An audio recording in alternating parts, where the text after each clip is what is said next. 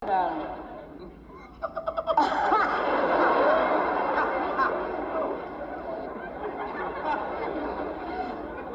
We've never met, but I think I'm carrying your child.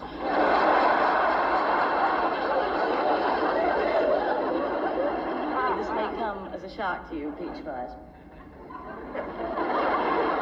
But our affair started on Bonanza. I was going out with Paul Cartwright at the time. But baby, compared to you, Lauren was green.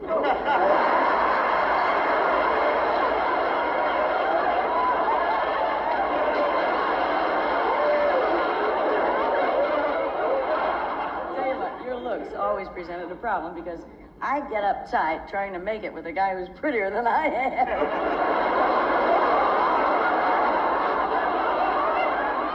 You're just pure gorgeousness. He gets up in the morning and his mirror says, "Thank you." His Levi's can't wait to get their denim on him. I think that's dirty.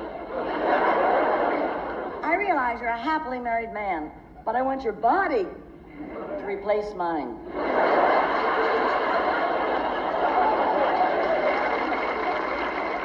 I hope you don't mind me playing hard to get like this.